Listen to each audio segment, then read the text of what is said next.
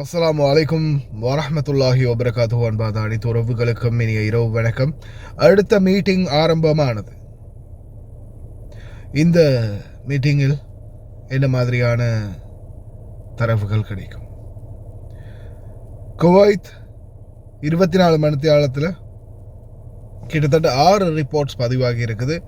பாலைவன பகுதிகளில் ட்ரோன் தாக்குதலுடைய பாகங்கள், மிசைல் தாக்குதலுடைய பாகங்கள், வெடிப்பொருட்கள் கண்டுபிடிக்கப்பட்டதாக பிரிகேடியர் ஜெனரல் நாசர் அபு சாலிப் அவர்கள் தெரிவிச்சிருக்கிறாரு.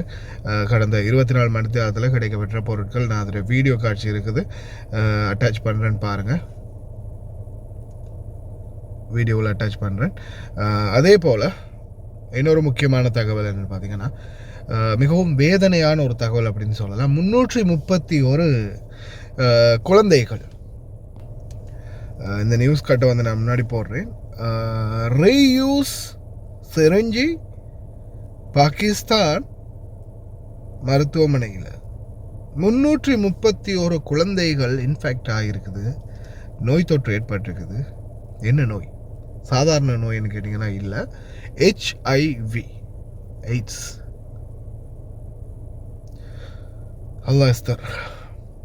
HIV நோய் அப்படின்னா என்னென்ன தெரியாத பச்சிளம் பாலகர்களுக்கும் சின்ன சின்ன குழந்தைகளுக்கும் இந்த நோய் பரவி இருக்குது. காரணம், சிரிஞ்சி, அதாவது ஊசி இருக்கு இல்லையா, ஊசி ரீயூஸ் பண்ணியிருக்கிறாங்க. இன்ஜெக்ஷனை இப்போ ஒரு தரம் போட்டு அதுக்கப்புறமா ஒருத்தருக்கு குத்தி போட்டுட்டாங்கன்னா அதுக்கப்புறமா அதை யூஸ் பண்ணக்கூடாது. ஆனால் அதை ரீயூஸ் பண்ணியிருக்கிறாங்க. அதனால் வந்த விளைவு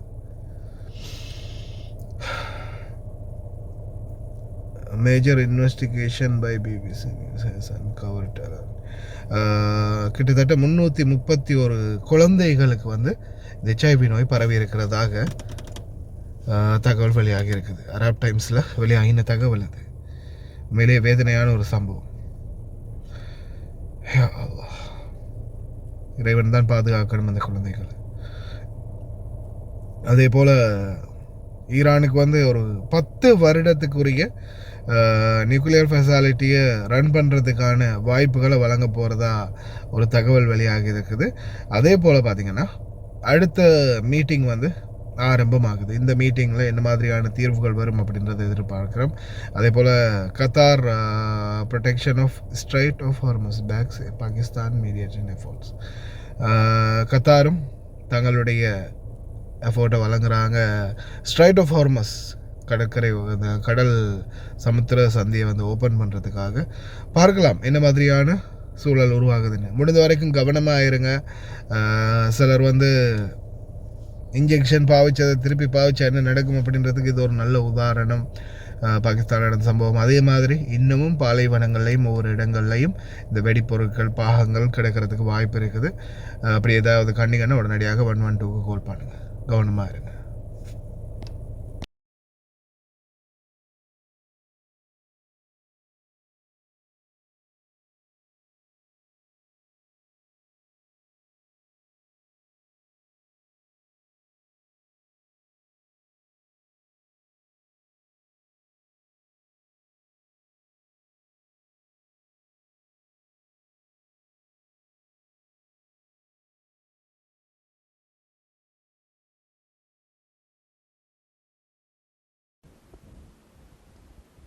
نلتقي بكم في هذا الإيجاز الإعلامي بمتابعة حثيثة ومستمرة من قواتنا المسلحة لكافة مستجدات الوضع الإقليمي ضمن تنسيق محكم واستعداد كامل مع مختلف جهات الدولة، بما يعكس جاهزية عالية وحضورا راسخا يبعث على الثقة والاطمئنان.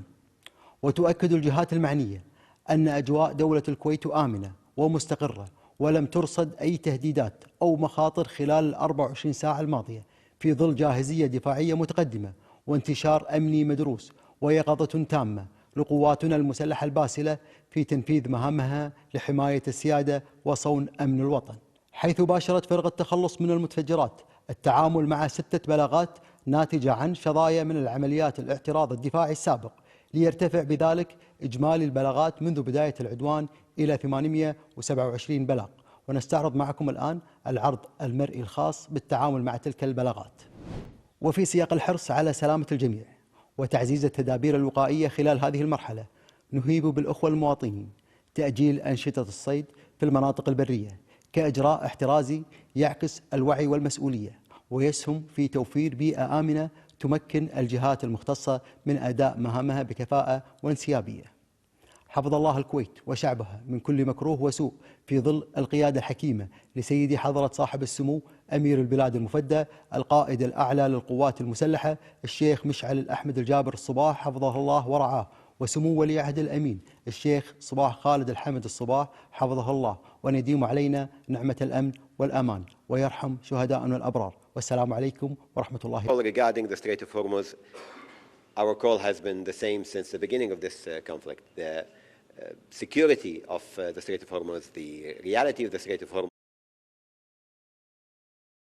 Hormuz cannot be harmed by any escalatory moves by any party. This is condemned internationally, and we have stood against any attempt to politicize or use the Strait of Hormuz in this conflict or any other conflict. And therefore, of course, we are calling for the immediate resumption of maritime activity through the strait, and we do not accept any pre-imposed conditions on opening the strait. We are, of course, aware of the need for a regional discussion, a regional solution when it comes to the Strait of Hormuz, and this is why we are engaging with all our partners here in the region and beyond regarding the Strait. And we are assessing, of course, and emphasizing to all of our partners the importance and the need to open that Strait for international economy as a whole, not only for our economy.